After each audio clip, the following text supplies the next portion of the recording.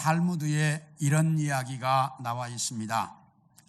한 랍비, 아니스라고 하는 한 랍비가 어느 날 자다가 꿈을 꾸었는데 꿈속에 음성이 들려오기를 너는 왕궁으로 가서 왕궁 그 입구에 있는 다리 밑을 파라. 그러면 엄청난 보물이 숨겨 있을 것이다 라고 음성이 들려왔습니다.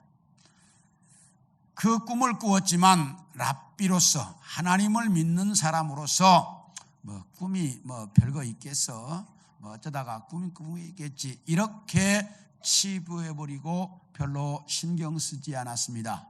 그런데 3일 저녁을 똑같은 꿈을 계속 꾸는 거예요. 그러니까 이 랍비가 야, 이게 뭔가 좀 있는 것 같다, 이렇게 넘길 일이 아니다, 이렇게 생각을 하고 왕궁 입구로 가서 그 다리 밑을 파려고 이렇게 보니까 왕궁의 근위병들이 들어가는 입구부터 철저하게 딱 지키고 있는 거예요. 자기 힘으로는 도저히 그 다리 밑을 팔 수가 없겠어요. 그래서 평상시에 알고 지내는 왕궁의 근위대장에게 연락을 했습니다. 그래가지고 만나서 근위대장에게 이 꿈 이야기를 했습니다.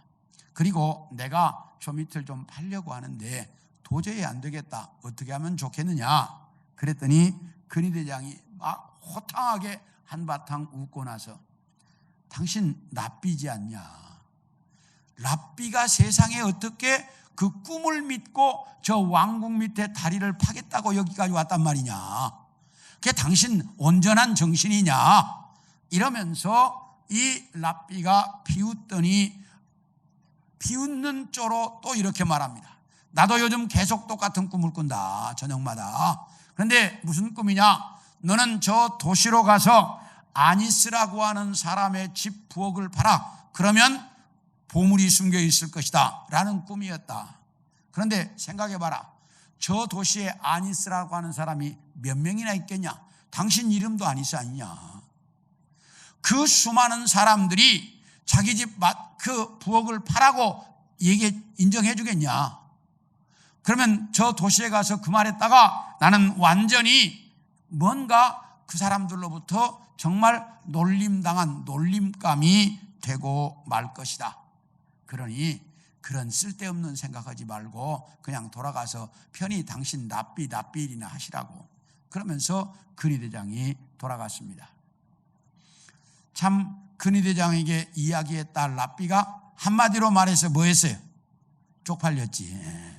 완전히. 그래가지고 이 랍비가 참 이제 근위대장에게 한 소리를 듣고 돌아오는데 랍비의 마음속에 야, 그 아니스가 우리 집 부엌일 것 같다, 이 생각이 든 거야. 그래가지고 이 랍비가 돌아오자마자 자기 집 부엌을 파기 시작했어요. 보물이 나왔을까요? 나왔을까요? 엄청난 보물이 나왔더니. 그래가지고 랍비는 엄청난 부자가 되었다라고 하는 이야기가 탈무드에 있습니다. 탈무드에는, 모든 탈무드에 있는 이야기들은 우리에게 무엇인가를 가르치는 내용들이 다 있어. 그러면 이 이야기는 우리에게 뭘 가르치는 거예요? 이 이야기는 우리의 꿈은 멀리 있는 것이 아니라 어디에 있다? 가까이에 있다. 자기는 왕궁 밑에 다리를 팔려고 갔는데 실제 보물은 어디 있었어? 자기 집 부엌에 있었잖아. 이런 것처럼 꿈은 멀리 있는 것이 아니라 가까이에 있다. 그런데 사람들은 멀리 가서 꿈을 찾아 헤매다가 인생 다 허비한다는 거예요. 그러므로 꿈은 어디에 있다? 가까이 있다. 이걸 가르치고 있습니다. 그런데 오늘 여러분에게 읽어드린 이 본문 속에도 보면 꿈을 꾸고 평생 그 꿈을 가슴에 지니고 살았던 요셉이라고 하는 사람에 대한 이야기가 아주 잘 나타나 있습니다. 그래서 오늘은 여러분들과 함께 꿈에 대한 이야기를 좀 같이 하려고 합니다. 자, 한번 따라 합시다. 요셉은 꿈꾸는 자였다. 뭐한 사람? 꿈꾸는 자였다. 우리 18, 19절을 봅니다. 시작. 요셉이 그들에게 가까이 오기 전에 그들이 요셉을 멀리서 보고 죽이기를 꾀하여 서로 이르되 누가 온다? 꿈꾸는 자가 오는도다. 이게 무슨 말이냐면 10명의 형들이 11번째 동생인 요셉이 오는 것을 보고 뭐라고 말하냐? 꿈꾸는 자가 온다. 이렇게 말을 했어요. 그러면 왜 형들이 11번째 동생을 부를 때에 꿈꾸는 자라고 불렀을까? 그 이유가 뭘까? 오늘 보면 5절부터 11절에 그 내용이 나타나는데요. 어느 날 11번째 동생인 요셉이 10명의 형들이 있는 데를 막 헐레벌떡 뛰어오더니 형님들 내가 어젯밤에 꿈을 하나 꾸었는데 꿈 이야기를 좀 들어보라고. 그 형님들이 뭔 얘기하고 듣고 있으니까 내가 어젯밤에 꿈을 꾸었는데 꿈속에 형님들과 내가 곡식단을 묶고 있었습니다. 그런데 갑자기 내 곡식단이 일어섰습니다. 그래서 내가 놀랐는데 형님들 곡식단이 제게로 오더니 다 내 곡식단을 향해서 절하던데요. 딱 이러니까 형들이 화가 나가지고 요셉을 더 미워했다 이렇게 말을 해요. 더 미워했다는 말은 과거에도 뭐 했다는 얘기예요? 미워했다는 얘기야. 그러면 과거에는 왜 미워했을까? 우리 3절과 4절을 봅니다. 시작. 요셉은 노년에 얻을 아들이므로 이스라엘이 여러 아들들보다 그를 더 사랑함으로 그를 위하여 채색옷을 지었더니 그의 형들이 아버지가 형들보다 그를 더 사랑함을 보고 그를 미워하여 그에게 편안하게 말할 수 없었다. 여기 이제 뭐라고 이야기하는 거니? 야곱이 삼촌 라반의 집에 사는 동안 라헬이라고 하는 둘째 딸을 사랑했습니다. 왜? 아주 잘생겼거든요. 그래서 이 미인인 둘째 딸을 사랑했습니다. 그래가지고 삼촌에게 청혼을 했습니다. 삼촌, 내가 둘째 딸하고 결혼을 하고 싶다고. 그러니까 그 삼촌이 뭐라고 말하냐면 그러면 네가 7년 동안 무보수로 일해라. 그러면 내가 둘째 딸을 주겠다. 그러겠다고. 그래가지고 야곱이 7년 동안 무보수로 일을 해주고 결혼식을 했습니다. 결혼식이 끝나고 그날 첫날 밤을 자고 아침에 일어나 보니 자기 옆에 있는 여자는 라헬이 아니라 그의 언니인 레아였습니다. 그러니까 화가 났습니다. 그래서 삼촌이가 따졌습니다. 어떻게 이럴 수가 있냐고. 그러니까 우리나라 법도에는 첫째를 도와두고 둘째부터 시집 보내는 법이 없다. 그래서 첫째를 먼저 했으니 둘째와 결혼하고 싶으면 7년을 더 봉사해라. 그래가지고 14년 동안 무보수로 일해주고 라헬과 결혼을 했습니다. 그런데 하나님은 한 사람에게 모든 걸 다 주는 것 같지는 않아요. 왜냐? 라헬은 미인이야. 근데 자식을 못 낳아. 레아는 좀 뭐해? 덜 생겼어. 뭘 생겼다 그러면 좀 그러잖아. 덜 생겼어. 덜 생겼는데 자식을 잘 낳아. 그러니까 레아는 자식을 여러 낳는데 라헬은 자식을 못 낳는 거예요. 그러니까 라헬이 하나님 앞에 기도하다가 남편인 야곱이 나이 많았을 때 가서야 아들을 낳았어. 그 아들 이름이 11번째인 요셉이었다. 이렇게 야곱은 자기가 진짜 사랑했던 여자가 낳은 아들이었고 나이가 많아서 얻은 아들이었기 때문에 요셉을 다른 10명의 아들보다 뭐했다? 더 사랑했다. 편애했다 그 말이에요. 이 편애 때문에 10명의 형들이 요셉을 미워했어요. 아버지의 편애 때문에. 그런데 미운 놈이 꼭 무슨 짓만 해? 미운 짓만 한다고.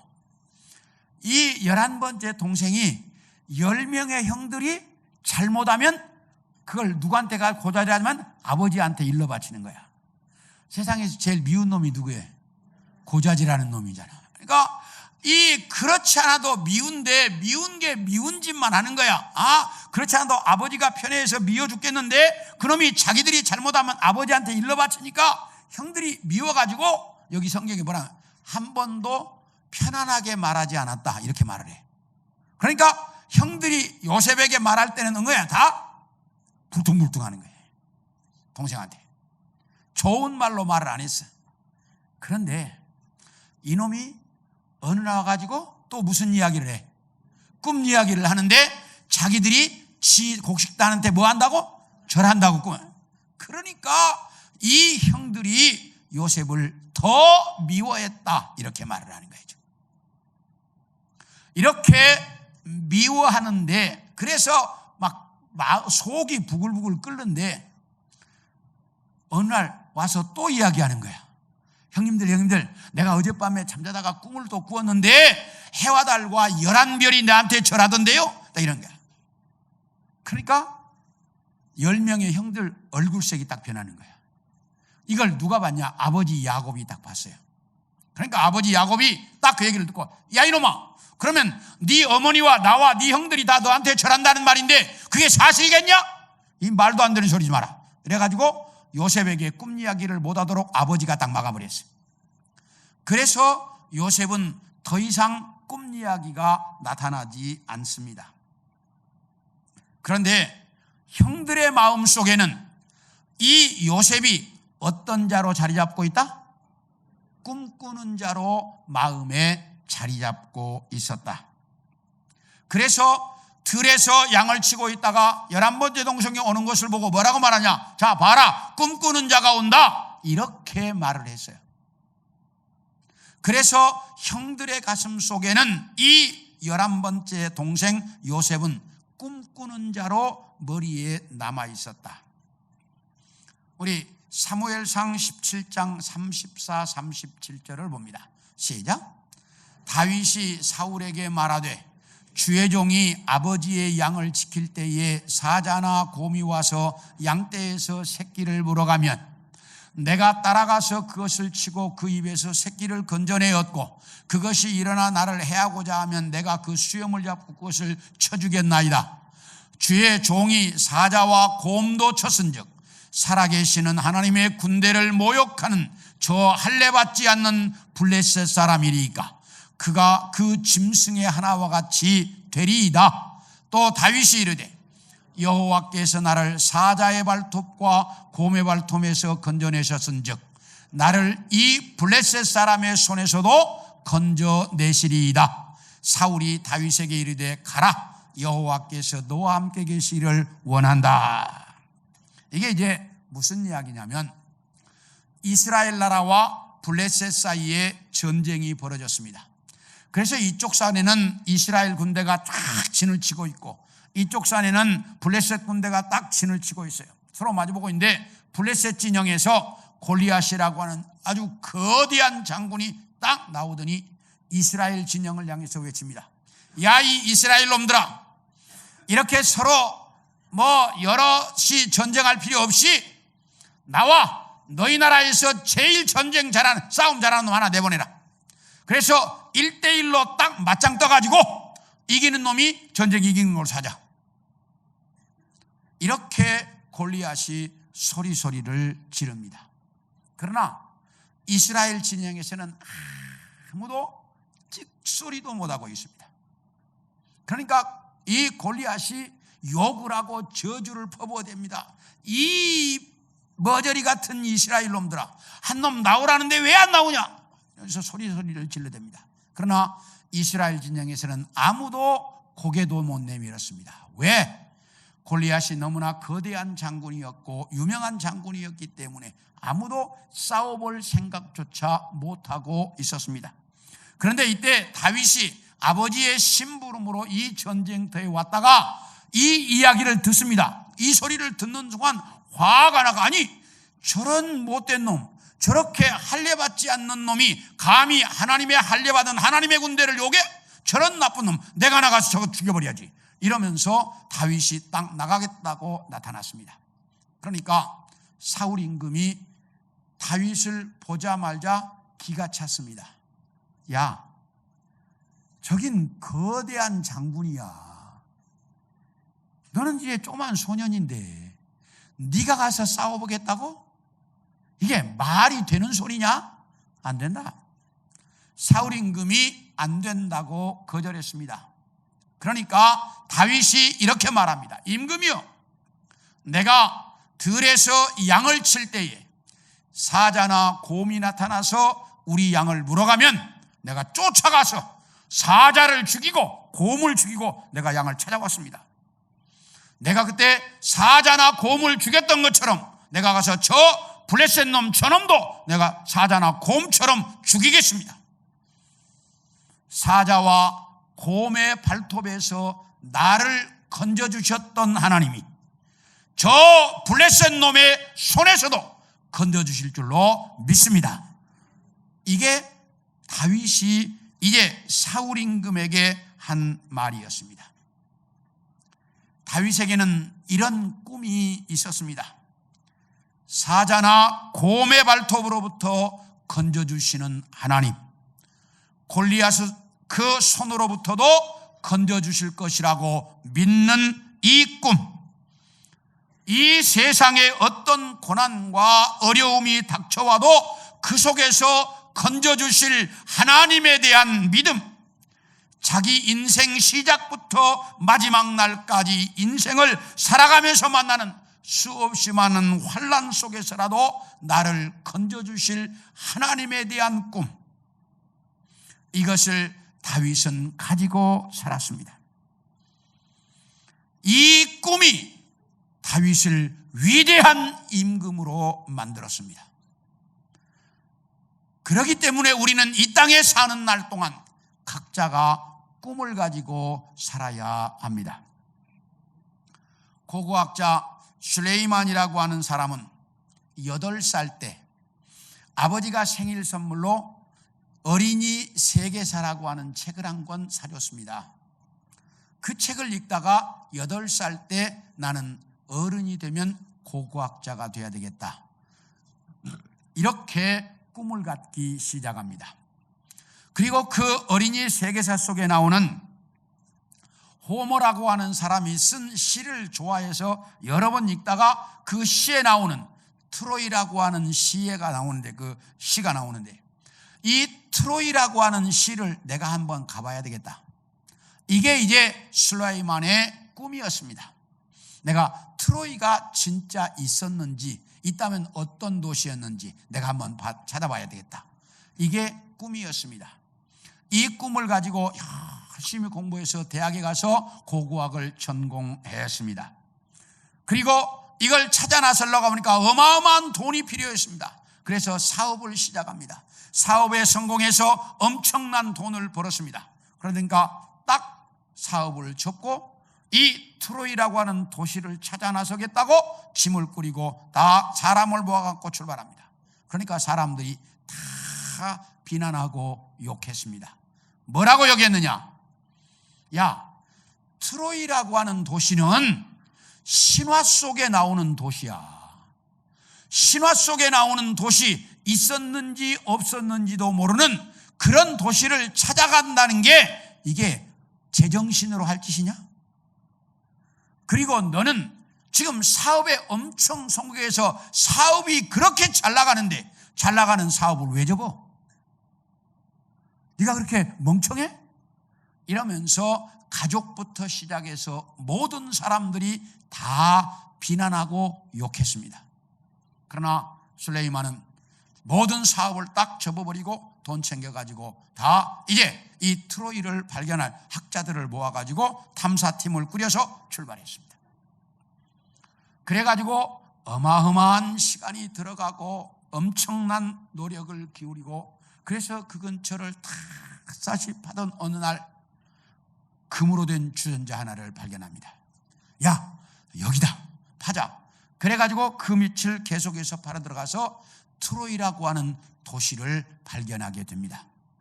그래서 실제로 트로이가 있었다고 하는 것을, 역사상에 실제했다고 하는 것을 술레이만이 증명해냅니다. 그래서 트로이의 유적지를, 도시의 유적지를 전부 다 찾아내게 됩니다. 그래서 트로이라는 도시를 이제 증명해내는 사람이 되었습니다. 그래서 역사상에 트로이를 발견한 슐레이만이라는 학자는 고고학자로 아주 유명하게 이름이 남아 있습니다. 이렇게 꿈은 그 사람을 살게 하는 힘이요 능력입니다. 그러므로 우리는 모두가 이 땅에서 꿈을 가지고 살아야 합니다. 그런데 많은 사람들은 이런 생각을 합니다. 꿈은 젊은 사람들이나 갖는 것이지 어른이 되고 나이가 드는데 무슨 꿈이야? 나는 은퇴했는데 무슨 꿈이야? 이런 생각들을 하며 꿈과 관계없는 것처럼 말합니다. 그래서 이 꿈에 대한 이야기를 들을 때마다 젊은이들의 것 이렇게 생각을 합니다. 그런데 아브라함은 100살에 이삭을 낳았고 그 이후에 6명의 아들을 더 낳았습니다. 모세는 80세에 하나님의 부름을 받아서 이스라엘 백성들을 출애굽시켰고 그리고 이제 가나안 땅에 들어갈 수 있도록 만들어서 80살부터 그의 인생을 살았습니다. 우리가 잘 아는 강태공은 70살에 이제 주나라 문왕의 부름을 받고 이제 천하를 통일하는 인물이 되었고 미켈란젤로는 90살에 시스티나 성당 벽화를 완성했습니다. 그런가 하면 괴테는 그의 대표작 파우스트를 60살에 쓰기 시작해서 82살에 완성했습니다. 이렇게 꿈은 젊은 사람들 것만의 것이 아닙니다. 사랑하는 성도 여러분, 젊은이들은 젊은이들대로 꿈을 가져야 하고 연세 드신 분들은 연세 드신 분대로 꿈을 가져야 하고 이 세상에 누구나가 할 것 없이 모두가 다 하나님은 우리에게 꿈을 주셨는데 그 꿈을 가지고 살아야 합니다. 그래야 인생 살맛이 나고 다리에 힘이 생기고 하루하루의 삶에 힘이 있고 용기가 나는 것입니다. 이 꿈을 잃어버린 사람은 그때부터 인생은 포기하는 거예요. 그래서 성경은 꿈꾸는 자가 되라고 말씀합니다. 요셉은 그래서 꿈꾸는 자로 그의 인생을 살았습니다. 사랑하는 성도 여러분, 여러분 모두가 우리 영도교회 성도들 전부가 꿈꾸는 자로 살아갈 수 있기를 축원합니다. 이 꿈을 가지고 여러분들이 살아야 여러분의 삶에 내일이 있다 그 말이에요. 두 번째, 따라합시다. 요셉은 그 꿈을 간직하고 살았다. 뭐하고 살았다? 간직하고 살았다. 우리 창세기 42장 9절을 보겠습니다. 시작. 요셉이 그들에게 대하여 꾼 꿈을 생각하고 그들에게 이르되 너희는 정탐꾼들이라 이 나라의 틈을 엿보려고 왔느니라. 이게 무슨 말이냐면 요셉의 형들이 곡식을 사러 와가지고 요셉 앞에 다 머리를 조아리고 절하고 있습니다. 자기에게 절하고 있는 형들의 모습을 보고 요셉이 자기가 어렸을 때 자기 곡식단이 일어나고 형들의 곡식단이 절하던 꿈을 생각했다 이렇게 말하고 있어요.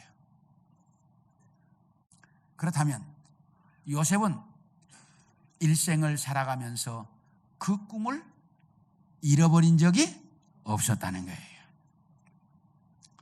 하나님은 요셉에게 형들의 곡식단이 자기에게 절하고 11별과 해와 달이 자기에게 절하는 꿈을 주셨습니다.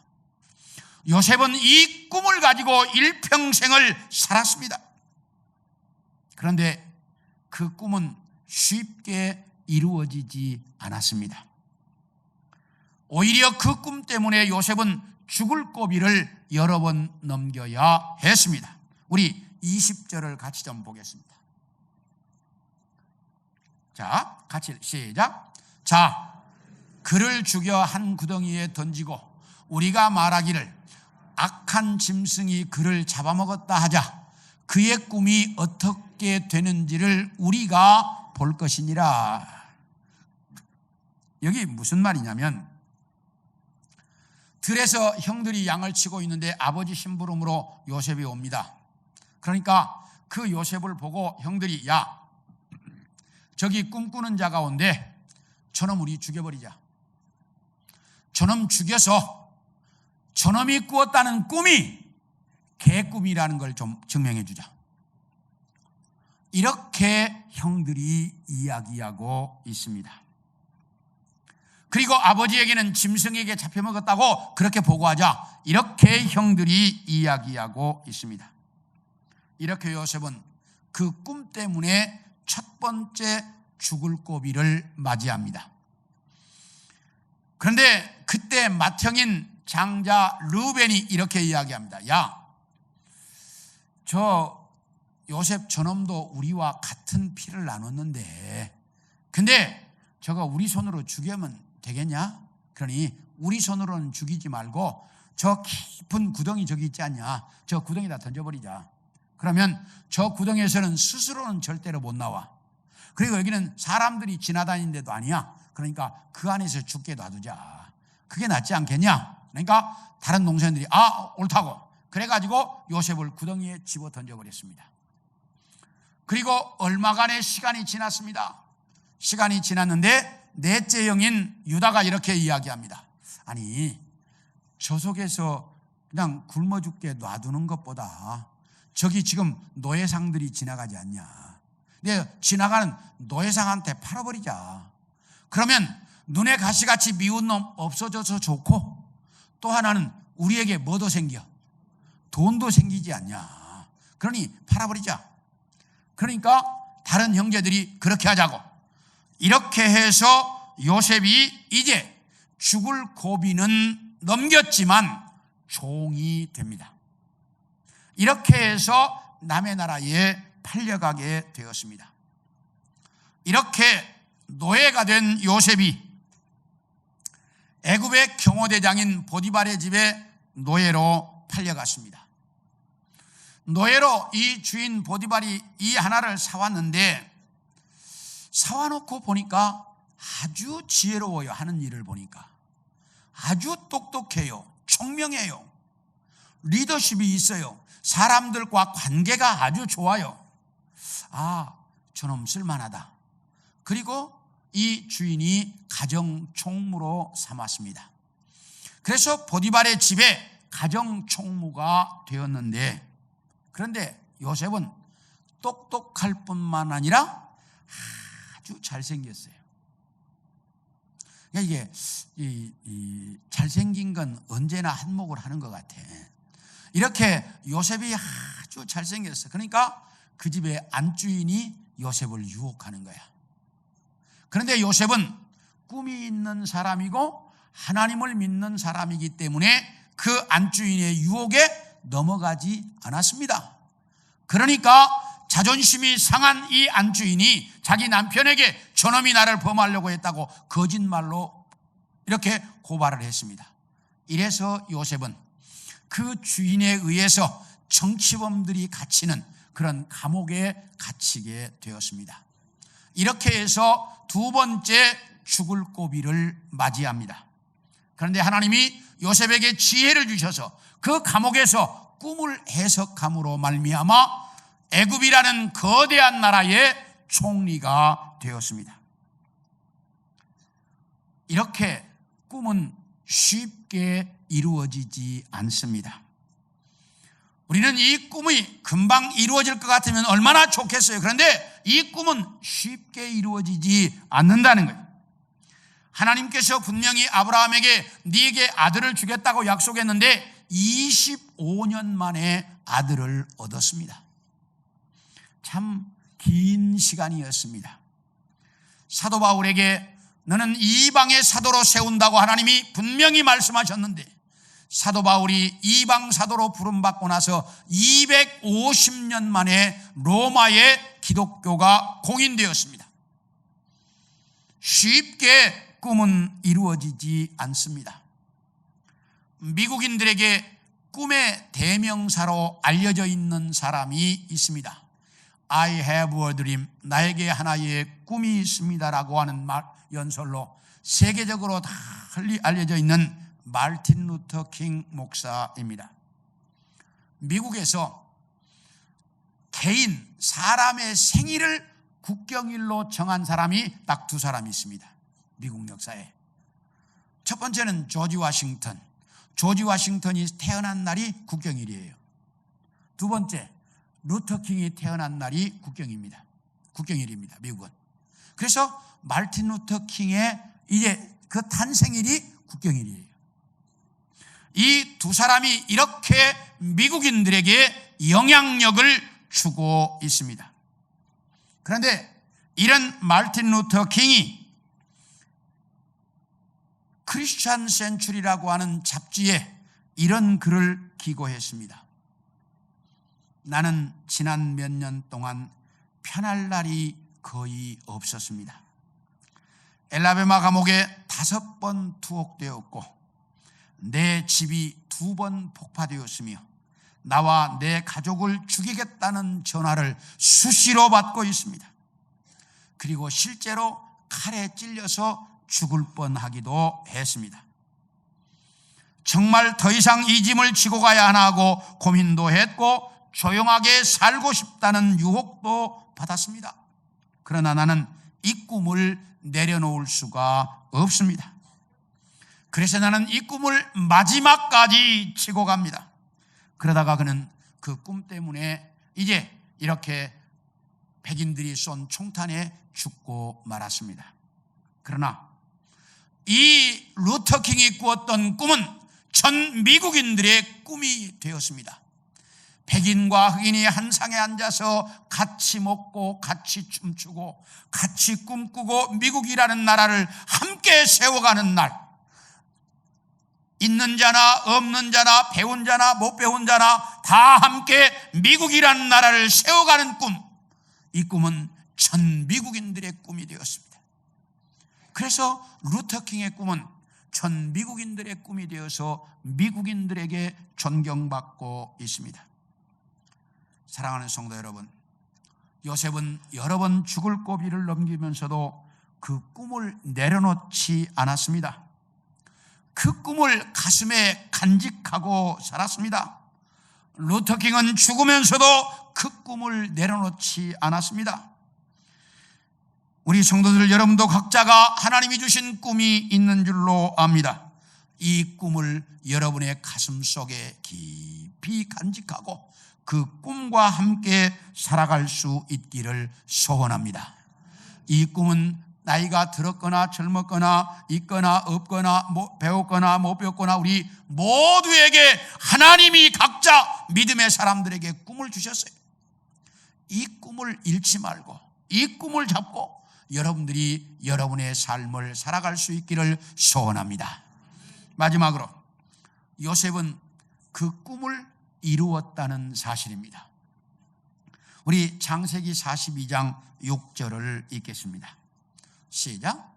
때에 요셉이 나라의 총리로서 그 땅 모든 백성에게 곡식을 팔더니 요셉의 형들이 와서 그 앞에서 땅에 엎드려 절하매. 자, 이거 좀 지우지 마세요. 요셉이 무슨 꿈을 꾸었어요? 자기의 곡식단이 일어서고 형들의 곡식단이 자기에게 절했잖아요. 그런데 지금 여기 형들이 다 누구 앞에 절하고 있어? 요셉 앞에 절하고 있잖아요. 그 꿈이 뭐였어요? 이루어졌다. 이때 요셉은 애굽의 총리였고 형들은 감히 고개를 들어서 총리의 얼굴을 쳐다볼 수도 없었어요. 그래서 모두가 다 엎드려서 절하고 있어요. 이렇게 하나님이 주시는 꿈은 정확하고 분명하게 이루어진다는 사실이에요. 그렇기 때문에 우리는 이 하나님이 주시는 꿈이 모든 성도에게 하나님은 다 꿈을 주십니다. 이 꿈을 간직하고 이 꿈을 위해서 여러분들의 일생을 살라는 거예요. 성경은 수많은 사람들의 꿈이 이루어진 이야기로 되어져 있습니다. 하나님께서 주시는 꿈은 언제나 반드시 이루어진다는 거예요. 그래서 우리에게 이 꿈을 꾸라고 이야기합니다. 어느 날 메뚜기와 하루살이가 친구가 되어서 신나게 놀았습니다. 놀다가 해가 넘어갈 저녁반이 되었습니다. 메뚜기가 말합니다. 하루살이에게, 하루살이야, 우리 내일 다시 만나자. 오늘 이제 날이 저물었으니까 집에 가 자고 내일 만나자. 그러니까 하루살이가 메뚜기를 쭉 쳐다보더니, 야 메뚜기야, 내일이 뭔데? 이렇게 물었습니다. 왜요? 하루살이는 내일을 없기 때문에. 그래서 하루살이를 친구 잃어버린 이 메뚜기가 이제 개구리와 친구가 되었습니다. 개구리와 친구가 되어서 한여름을 재미있게 잘 보내고 이제 추위가 다가오는 늦가을이 되었습니다. 개구리가 메뚜기에게, 메뚜기야, 이제 추위가 오는 것 같다. 이제 추워서 더 이상 놀 수 없을 것 같으니까 우리 내년에 다시 만나자. 이렇게 이야기했습니다. 그러니까 메뚜기가 개구리를 쭉 쳐다보면서, 개구리야, 내년이 뭐야? 이렇게 물었습니다. 왜요? 메뚜기에게는 내년이 없기 때문입니다. 많은 사람들에게 천국에서 다시 만납시다라고 이야기하면 사람들은 천국이 뭐야? 라고 묻습니다.